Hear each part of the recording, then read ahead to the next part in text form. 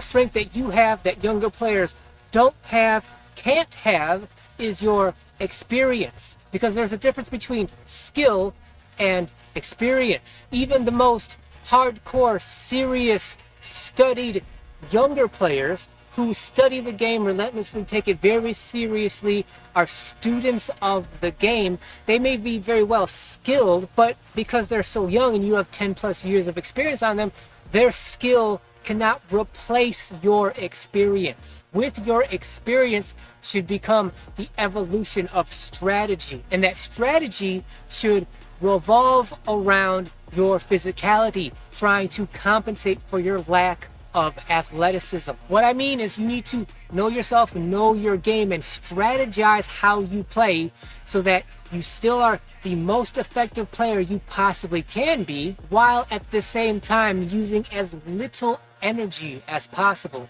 Not effort. There's a difference between effort and energy as well. What I'm talking about is you don't want to burn out your body, your physical presence on the court early in the game. You want to save yourself physically for the end of the game, where you can make the most difference because you have the most experience. In general, end of games, end of close games, that's veteran time. It's the veterans' time to win those close games. Not because we're better, not because we've been out here for longer and because of that we're inherently better than the younger players. It's just because of our experience.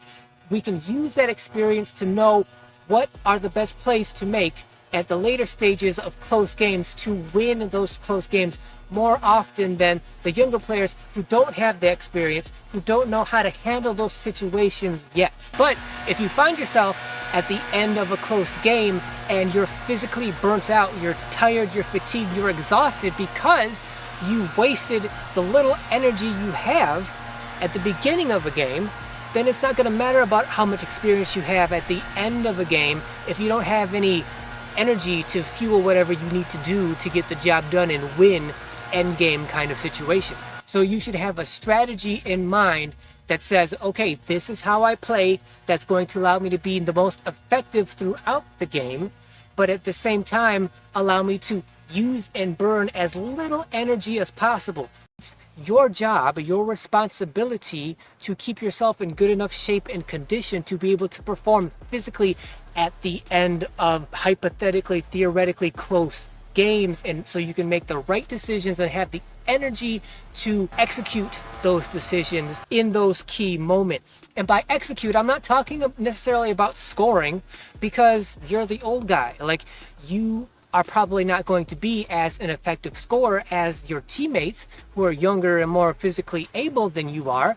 I'm talking about being able to make whatever physical play is appropriate for that late game, close game situation. If you don't have the physicality to make the right pass or get the rebound or go for the right steal at the right time, if you just don't have the energy to do that because you burned it at the beginning of the game, then you're no use to your team. You might as well just go stand on the side and verbally coach them. But because you're on the court and you're trying to be a physical presence at your advanced age, you need to have the energy at the end game situations to be able to execute the way it's proper and the way that's going to help your team to win those games.